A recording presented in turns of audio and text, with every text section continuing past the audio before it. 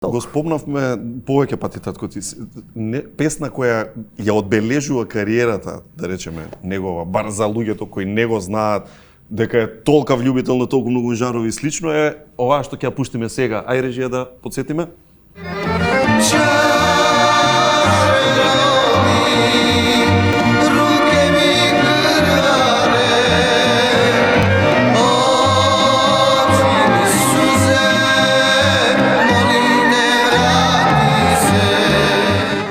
Ретко кој не ја знае. Не знам дали има од гледачите, пример, некој посебно постари генерации. Теорија нема да има. И сега, ти како син, нели кога гледа, не знам, беше хит во тоа време? Како не? Инстант хит беше, се сеќаваш на тие моменти или?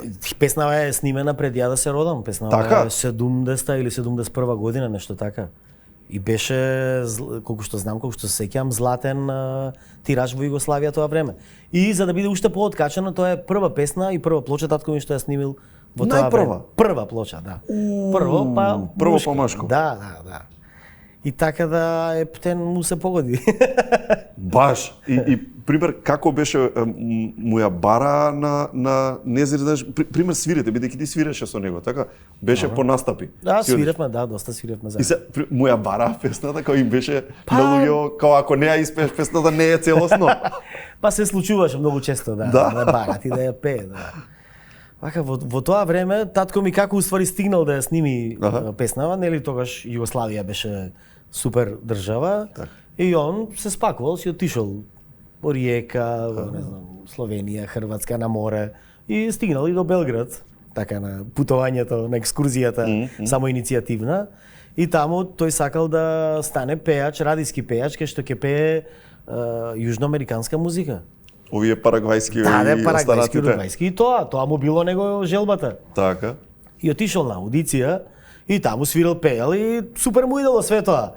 И дошол, не знам дали беше Бранемир Џокич, еден хармоникаш познат на тоа време, кој што беше во таму го слушнал дека многу добро пее и му рекол као сине, дај да урадиме нешто за народ, да видиме и да зарадиме неки динари, мало да уживаме у животу. Пусти ово шпањолско и парагвајско. И така татко ми се инспирирал, се вратил дома и тогаш имало некој филм, ствари сега веќе нели култен, Скуплячи перја. Добро. Кај што главна улога е Беким Фехмију, еден познат глумец од Југославија во тоа време, и имало некоја сцена во кафана.